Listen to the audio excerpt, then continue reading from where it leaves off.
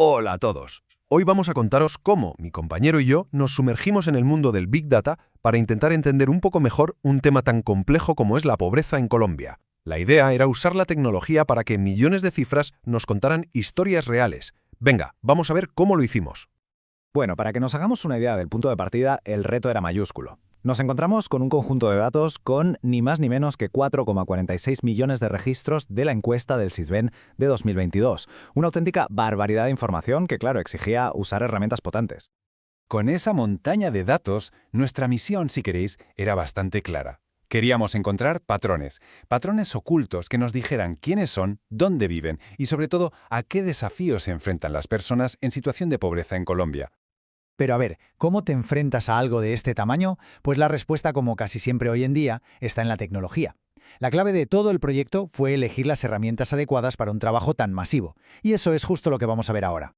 Aquí está nuestro kit de herramientas. Para el trabajo pesado, para el músculo de procesar esos millones de datos, el corazón de toda la operación fue PySpark. Luego, para analizar y sobre todo para que los números cobraran vida en forma de gráficos, tiramos de librerías como Pandas, Seaborn y Matplotlib. Y todo esto lo orquestamos desde un entorno como Google Colab que nos facilitó mucho la vida. A ver, de todas esas herramientas, si hay una que fue la protagonista, esa fue PySpark. Para que nos entendamos, PySpark fue como el motor de un avión de carga. Sin su potencia para procesar todos esos datos a la vez, de forma distribuida y súper rápido, nuestro proyecto sencillamente no habría despegado.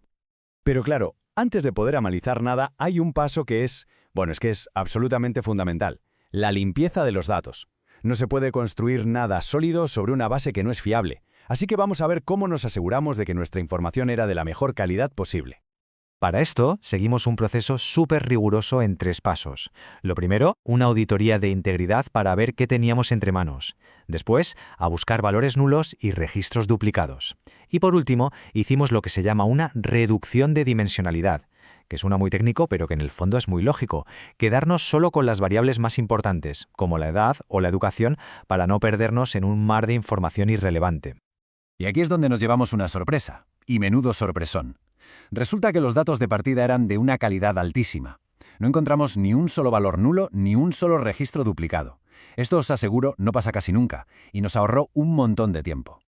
Así que, con los datos ya tan limpios, nos centramos en estas 8 variables clave. Queríamos entender cosas como de qué manera influye el número de personas que viven en una casa, o los años que ha estudiado alguien, o si tiene acceso a la sanidad. Estas variables eran las que nos iban a dar las respuestas más interesantes.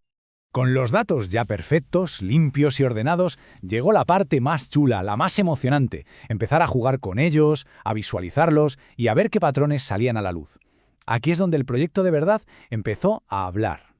Y mirad, este gráfico es un ejemplo perfecto de lo que encontramos. Al visualizar los datos, empezamos a ver cosas muy claras. Por ejemplo, al cruzar la clasificación de pobreza con la zona geográfica, ¡pum!, los datos nos gritaron, literalmente, que la pobreza extrema se concentra muchísimo más en las zonas rurales, una brecha que, vista así, es imposible de ignorar.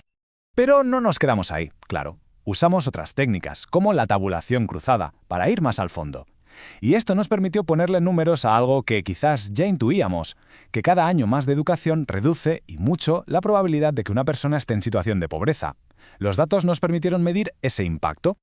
Bueno, y con todo esto hecho, ¿cuál era el siguiente paso? Pues construir el flujo de trabajo completo, lo que en el mundillo se llama un pipeline de datos. O sea, un sistema que va desde el dato en bruto hasta el dato listo para ser usado una y otra vez.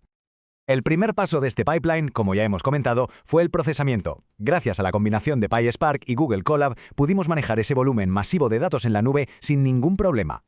Y una vez que los datos estaban limpios y procesados, ¿dónde los guardamos? Pues elegimos MongoDB. ¿Por qué? Pues porque es una base de datos no SQL, que es súper flexible y nos permitía guardar toda esta información, con sus distintas estructuras, de una forma muy sencilla y eficiente.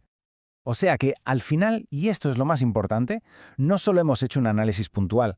Lo que hemos creado es un recurso, un conjunto de datos limpio, procesado, y ya subido a una base de datos para que quien quiera pueda usarlo para futuras investigaciones. Y esto nos lleva a la reflexión final, a una pregunta que dejamos abierta. Ahora que estos datos están así, preparados y accesibles, ¿qué otras preguntas importantes sobre la sociedad podríamos empezar a responder? El potencial está ahí, y esto es solo el principio.